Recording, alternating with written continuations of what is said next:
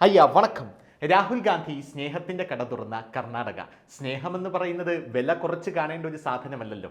അതുകൊണ്ട് തന്നെ രാഹുൽ ഗാന്ധി തുറന്ന കർണാടകയിലെ സ്നേഹത്തിന്റെ കടയിലുള്ള സാധനങ്ങൾക്കും നല്ല കനത്ത വിലയാണ് എന്ന് ആദ്യം തന്നെ പറഞ്ഞുകൊള്ളട്ടെ. സ്നേഹത്തിന്റെ കടയിൽ വെള്ളത്തിനൊഴിച്ച് ബാക്കി എല്ലാത്തിനും നല്ല വിലയാണ്. കാരണം വെള്ളമെന്ന് പറയുന്ന സാധനം ബാംഗ്ലൂർ സിറ്റിയിൽ പോലും കിട്ടാനില്ലല്ലോ. ഇനി അവിടെ പാലിന് വില കൂട്ടി, പച്ചക്കറിക്ക് വില കൂട്ടി, കർണാടകക്കാരന് ഏറ്റവും അവശ്യ സാധനമായിട്ടുള്ള ബീൻസിന് മുട്ടൻ വിലയാണ് എന്നും പറഞ്ഞുകൊള്ളട്ടെ. ഇനി വില കൂട്ടിയ സാധനങ്ങൾ, ഓട്ടോ ഫെയർ കൂട്ടി, ബസ് ചാർജ് കൂട്ടി, പെട്രോളിന് വില കൂട്ടി, എന്തിനു പറയുന്നു, അവിടെയുള്ള സകല സാധനങ്ങൾക്കും വില കൂട്ടി കർണാടകയിലെ സ്നേഹത്തിന്റെ കട ഉത്തുംഗ ശൃംഗത്തിൽ വിരാജിക്കുകയാണ് എന്ന് മാത്രം പറഞ്ഞുകൊള്ളുന്നു. അടുത്തതായിട്ട് വരുന്ന രാഹുൽ ഗാന്ധിയുടെ സ്നേഹത്തിന്റെ കടയിലെ തീരുമാനം എന്ന് പറയുന്നത് സ്നേഹത്തിന്റെ കടയിൽ നിന്നും ഇതര സംസ്ഥാന തൊഴിലാളികളെ അടിച്ചു പുറത്താക്കാനുള്ള നീക്കമാണ്. അതായത് മലയാളികൾക്ക് ഇനി സ്നേഹത്തിന്റെ കടയിൽ സ്ഥാനമില്ല എന്നാണ് രാഹുൽജിയുടെ ശിങ്കിടികളായിട്ടുള്ള സിദ്ധരാമയ്യയും DK ശിവകുമാറും അടക്കം പറയുന്നത്. അത്തരത്തിലൊരു ബില്ലാണ് ഇപ്പോൾ സ്നേഹത്തിന്റെ കടയിൽ അവതരിപ്പിച്ചിരിക്കുന്നത്.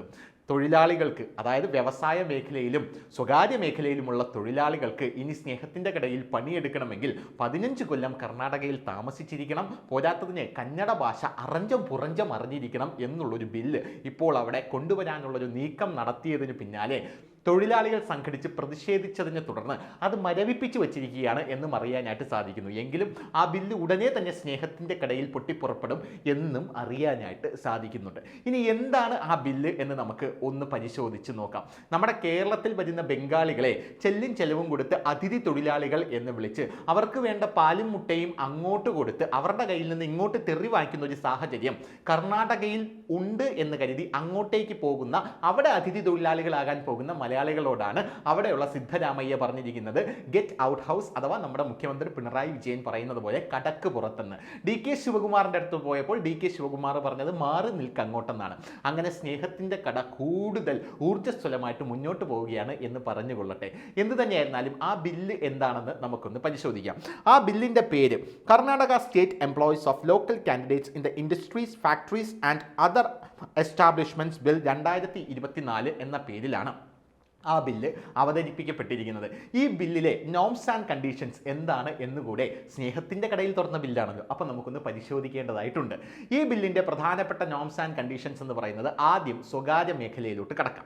സ്വകാര്യ മേഖലയിലാണ് ഈ ബില്ല് ഏറ്റവും കൂടുതൽ ചലനങ്ങൾ ഉണ്ടാക്കാൻ പോകുന്നത്. കാരണം മലയാളി ഏറ്റവും കൂടുതൽ തള്ളിപ്പിടിച്ചുകൊണ്ട് ജോലിക്ക് പോകുന്ന ഒരു സ്ഥലമാണ് ബാംഗ്ലൂർ എന്ന് പറയുന്നത്. ആ ബാംഗ്ലൂരിൽ സ്വകാര്യ മേഖലയിലും വ്യവസായ മേഖലയിലും 50% ജോലി ചെയ്യുന്നത് ഇതര സംസ്ഥാന തൊഴിലാളികളാണ്. അതിൽ തന്നെ വലിയ ഒരു വിഭാഗം മലയാളികളുണ്ട് എന്ന് നമ്മൾ മനസ്സിലാക്കിയിരിക്കുക. അങ്ങനെയുള്ള സാഹചര്യത്തിൽ ഈ ബില്ല് വന്നു കഴിഞ്ഞാൽ മലയാളികളെല്ലാം അവിടെ നിന്ന് കെട്ടും കെട്ടി വീണ്ടും തിരിച്ച് കേരളത്തിലേക്ക് വരേണ്ടി വരും എന്നുള്ളതാണ് പ്രധാനപ്പെട്ട ഒരു കാര്യമെന്ന് പറയുന്നത്. അങ്ങനെ ഇവിടെ വന്നു കഴിഞ്ഞാൽ നമ്മുടെ മുഖ്യമന്ത്രി പിണറായി വിജയൻ നെഞ്ചത്ത് കൈവയ്ക്കേണ്ടി വരും. കാരണം നിങ്ങൾക്ക് ഇവിടെ തരാൻ ജോലിയില്ല എന്നുള്ളതാണ് നമുക്ക് എടുത്തു പറയേണ്ട മറ്റൊരു പ്രധാനപ്പെട്ട വസ്തുത എന്ന് പറയുന്നത്. ഇത് പറയുമ്പോൾ വേറൊരു കാര്യം കൂടെ പറയണം. കോവിഡ് സമയത്ത് ഗൾഫിലുള്ള ആൾക്കാർ മുഴുവൻ ഇങ്ങോട്ടേക്ക് വന്നോളൂ, 6 മാസത്തെ ശമ്പളം ഇവിടെ തരാമെന്ന് പറഞ്ഞ മുഖ്യമന്ത്രി പിണറായി വിജയന്റെ ആ പ്രസ്താവന പോലും ഇപ്പോൾ കാറ്റിൽ പറക്കുന്ന സാഹചര്യത്തിലാണ്. സ്നേഹത്തിന്റെ കടയിൽ ഈ ബില്ല് കൂടെ വന്നു കഴിഞ്ഞാൽ മുഖ്യമന്ത്രി പിണറായി വിജയൻ ഇടിവെട്ടിയവന്റെ തലയിൽ പാമ്പ് കടിച്ചു എന്ന രീതിയിൽ മാറും എന്നുള്ളത് കൊണ്ട് തന്നെ സ്നേഹത്തിന്റെ കടയിൽ ഈ ബില്ല് അവതരിപ്പിക്കാതിരിക്കാൻ കേരളം പ്രതിഷേധം അറിയിക്കുമോ എന്ന് നമ്മൾ കണ്ടു തന്നെ അറിയേണ്ട ഒരു കാര്യമാണ്. ഇനി സ്നേഹത്തിന്റെ കടയിലെ ഈ ബില്ലിന്റെ നോംസ് ആൻഡ് കണ്ടീഷൻസ് എന്താണെന്ന് നമുക്ക് പരിശോധിച്ച് നോക്കാം. സ്വകാര്യ മേഖലയിലെ ഗ്രൂപ്പ് C, ഗ്രൂപ്പ് D തസ്തികകളിൽ കന്നഡക്കാർക്ക് സംവരണം ചെയ്യാനുള്ള കർണാടകത്തിലെ കോൺഗ്രസ് സർക്കാരിൻ്റെ തീരുമാനമാണ് ഈ സ്നേഹത്തിൻ്റെ കടയിലെ ഈ ബില്ല് എന്ന് പറയുന്നത്. സ്വകാര്യ മേഖല തന്നെ സർക്കാരിനെതിരെ തിരിഞ്ഞിരിക്കുകയാണ് ഈ സ്നേഹത്തിൻ്റെ കടയിലെ ബില്ല് വന്നതോടുകൂടി. കുറച്ചുകൂടെ വിശദമായിട്ട് പറഞ്ഞു തരാം. അതായത് ഇനി മുതൽ കർണാടകത്തിൽ ജനിച്ചു വളർന്നവർക്കും അല്ലെങ്കിൽ കർണാടകത്തിൽ വന്ന് താമസിച്ച് 15 വർഷം അവിടെ ജീവിച്ചവർക്കും, അത് മാത്രമല്ല കന്നഡ ഭാഷ അറഞ്ചം പുറഞ്ചം പറയാൻ അറിയുന്നവർക്കും മാത്രമാണ് ഈ ബില്ലിൻ്റെ ഗുണം ലഭിക്കുക എന്നുള്ളതാണ് ആദ്യത്തെ കാര്യമെന്ന് പറയുന്നത്. സ്വകാര്യ മേഖലകളിലെ ഗ്രൂപ്പ് C, ഗ്രൂപ്പ് D വിഭാഗങ്ങളിൽ തദ്ദേശീയർക്ക് സംവരണം കൊടുക്കുന്നതാണ് ഈ ബില്ല് എന്ന് ഞാൻ പറഞ്ഞല്ലോ. ഇനി നമുക്ക് നേരെ വ്യവസായ മേഖലകളിലേക്ക് വരാം. വ്യവസായ മേഖലയിലേക്ക് വരുമ്പോൾ അവിടെ മാനേജ്മെന്റ് കോട്ടയാണെങ്കിൽ 50% തദ്ദേശീയർ വേണം എന്ന് ഈ ബില്ല് ആവശ്യപ്പെടുന്നു.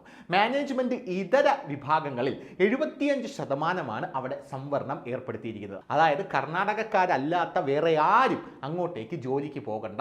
ഒരു വ്യവസായ മേഖലയിൽ മാനേജ്മെന്റ് ഇതര കോട്ടയിൽ 75% ആൾക്കാർ കർണാടകക്കാരായിരിക്കണം, അല്ലെങ്കിൽ കന്നഡിഗാസ് ആയിരിക്കണം എന്നാണ് ആ ബില്ല് നിഷ്കർഷിക്കുന്നത്. ഇനി വേറൊരു പ്രധാനപ്പെട്ട കാര്യം, ഇത്തരത്തിലുള്ള വെവിളിത്തരങ്ങൾ നമ്മൾ കണ്ടിരിക്കുന്നത് തമിഴ്നാട്ടിൽ മാത്രമാണ്. കാരണം ദ്രാവിഡ മണ്ണാണിത്, ദ്രാവിഡനാണ് ഞാൻ, തമിഴനാണ്, അരിനല്ല എന്നൊക്കെ പറഞ്ഞുകൊണ്ട് തമിഴ് സത്വം ഉയർത്തിപ്പിടിക്കുന്ന തമിഴന്മാർ അവിടെ എന്ത് പ്രശ്നമുണ്ടായാലും, അതായത് കാവേരി പ്രശ്നമുണ്ടായാൽ അവിടെ നിന്ന് കന്നഡക്കാരനെ അടിച്ചോട്ടിക്കുന്നത് കാണാം, മുല്ലപ്പെരിയാർ പ്രശ്നമുണ്ടായാൽ അവിടെയുള്ള മലയാളികളെ കൈകാര്യം ചെയ്യുന്നത് നമുക്ക് കാണാനായിട്ട് സാധിക്കും. അത്തരത്തിലുള്ള ഒരു സ്പിരിറ്റാണ് ഇപ്പോൾ കർണാടകയിലും വീണ്ടും കയറി വന്നിരിക്കുന്നത്.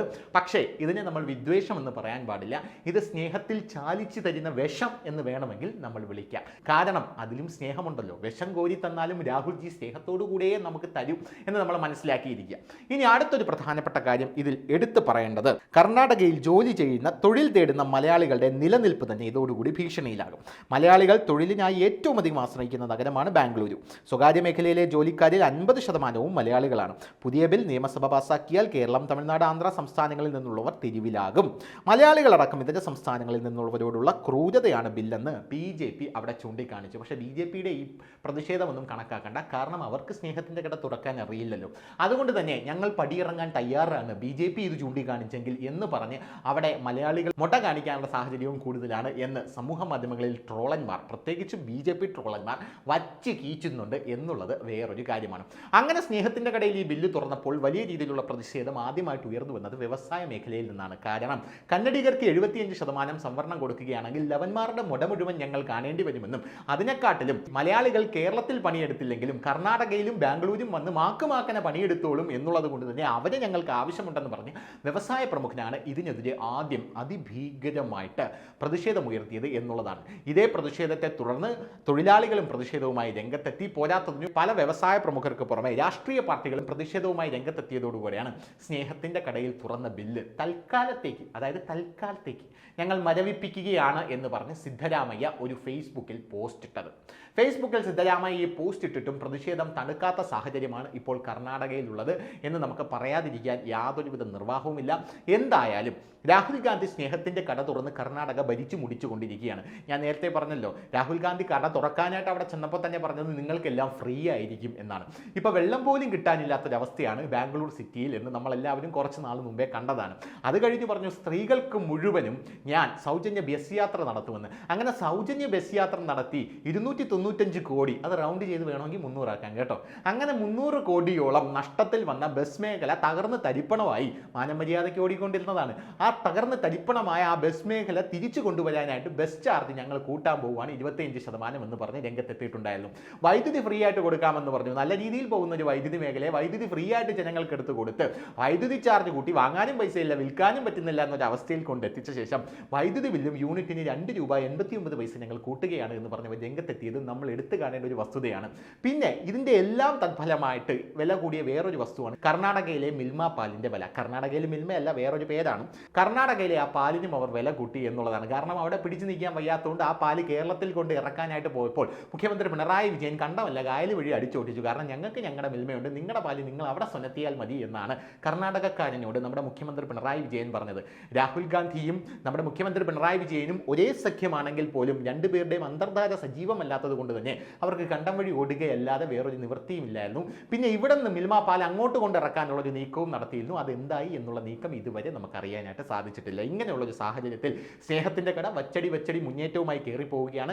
ഇനി മുതൽ സ്നേഹത്തിൻ്റെ കടയിൽ ഇതര സംസ്ഥാന തൊഴിലാളികൾക്ക് സ്ഥാനമില്ല എന്ന് പറഞ്ഞ് അടിച്ചു പുറത്താക്കാനുള്ളൊരു നീക്കം നടക്കുകയാണ്. അതിനെതിരെ പ്രതിഷേധം നടക്കുകയാണ്. വരും നാളുകളിൽ ഇതിൻ്റെ അലയൊലികൾ എന്താണെന്ന് നമുക്ക് അറിയാനായിട്ട് സാധിക്കും. കാര്യങ്ങളൊക്കെ ക്ലിയർ ആണല്ലോ. ഇനി കുണാന്നൊന്നും വന്ന് കമൻ്റ് ഇടരുത്, ചന്തിയിൽ ചട്ടുവം ഒഴിപ്പിച്ചു വയ്ക്കും. അപ്പം ശരി.